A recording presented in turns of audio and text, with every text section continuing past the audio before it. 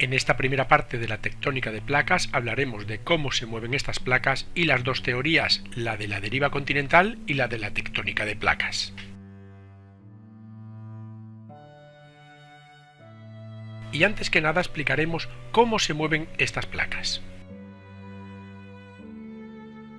Según el modelo geofísico, en las dos capas donde se produce la actividad geológica superficial es en la litosfera y también en la mesosfera. La primera de ellas, la litosfera, es la capa superficial de la Tierra. Tiene un comportamiento sólido y rígido y está constituida por la corteza y por la parte más externa del manto superior, lo que se llama manto residual, que también es sólido. El grosor medio es de unos 100 kilómetros, más o menos en el océano sería 65 y en los continentes unos 120, y esta litosfera está dividida a su vez en fragmentos llamadas placas tectónicas.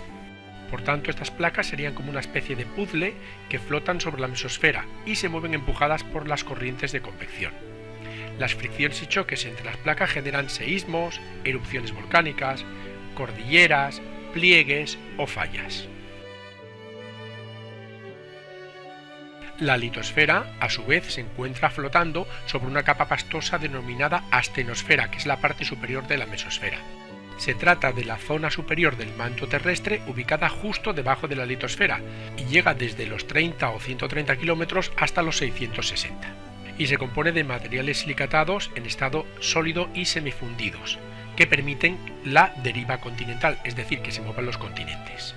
Precisamente la parte inferior de la mesosfera está sobre una capa llamada capa D, ubicada entre el manto y el núcleo, y en ella se producen reacciones químicas de transformación molecular entre los materiales del núcleo y del manto.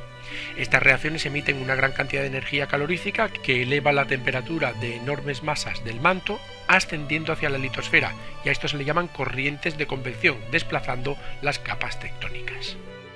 Dichas corrientes de convección son como un motor que mueve estas placas tectónicas de una forma muy lenta, y es algo similar a la calefacción de una casa, en la que el aire caliente se enfría, baja hacia abajo, allí se calienta y vuelve otra vez a subir.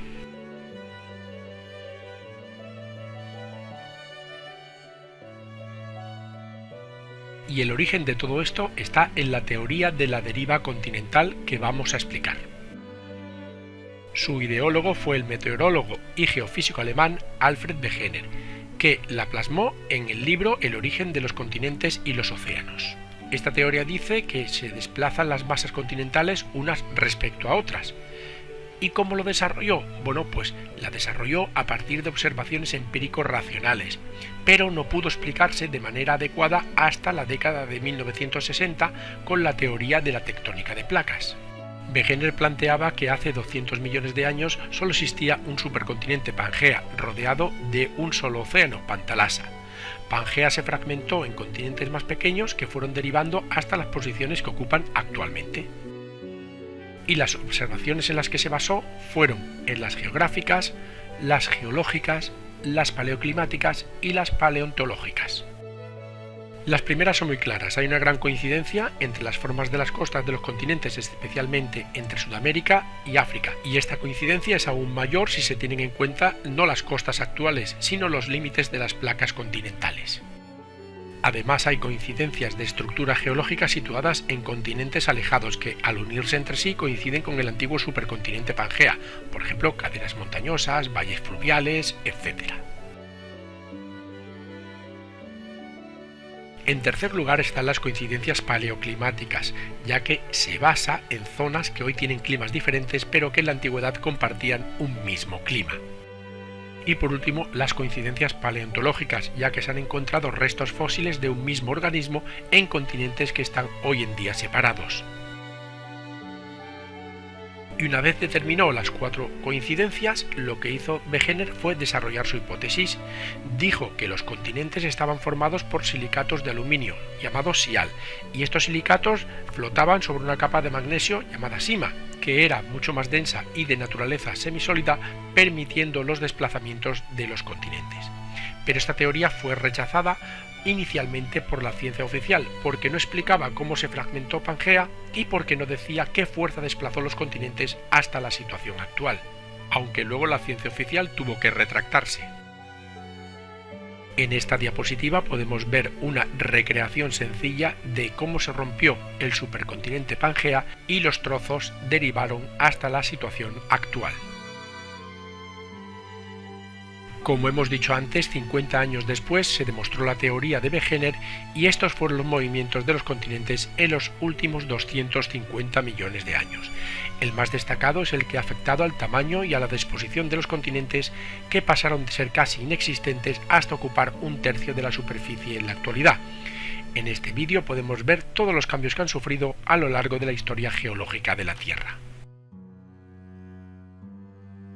Y ahora, de una forma menos visual pero más efectiva, podemos ver las 6 grandes etapas que hubo de 50 en 50 millones de años durante los últimos 250 millones de años, desde el supercontinente llamado Pangea hasta nuestra época.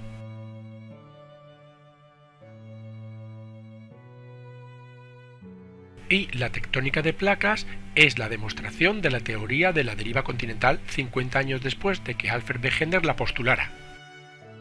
Pero antes de entrar en tema, vamos a hablar del paleomagnetismo para entender mejor toda esta teoría. La Tierra es como un gigantesco imán con un polo norte y un polo sur magnéticos, y la magnetita es un mineral cuyos cristales se orientan según el campo magnético terrestre. El magma que sale de los volcanes contiene pequeños cristales de magnetita que se mueven desordenadamente debido al calor. Cuando el magma se enfría se crea una roca ígnea y los cristales de magnetita se orientan según el campo magnético terrestre. Por tanto, el paleomagnetismo es el estudio de la orientación de los cristales de magnetita en las rocas magmáticas formadas hace millones de años, y esto ha permitido saber que a lo largo de la historia de la Tierra se han producido inversiones en la orientación del campo magnético terrestre. Y esto hace que la polaridad magnética pueda ser de dos tipos, la normal, que es la actual, y la invertida. ¿Y qué es la tectónica de placas? Pues es una teoría que dice que la litosfera está dividida en placas, como puzzles, y estas placas flotan y se mueven sobre la mesosfera. ¿Y cuál es el motor que las mueve? Pues las corrientes de convección que hemos comentado antes. Precisamente en los años 60 en los fondos marinos se descubrieron enormes cadenas montañosas llamadas dorsales oceánicas, y al estudiar las rocas que formaban estas dorsales se comprobó que sus cristales de magnetita no tenían todos la misma polaridad. Se apreciaron bandas de rocas ígneas de polaridad magnética actual, la normal, alternadas con bandas de polaridad inversa. Y curiosamente, estas bandas estaban dispuestas simétricamente respecto al eje de la dorsal. Esto explica la separación de los continentes debido a la expansión del fondo oceánico, produciéndose el crecimiento de la litosfera a partir del magma que sale a lo largo del eje de la dorsal. Por tanto, estas dorsales oceánicas son el claro exponente de que la corteza terrestre se está expandiendo por esa zona.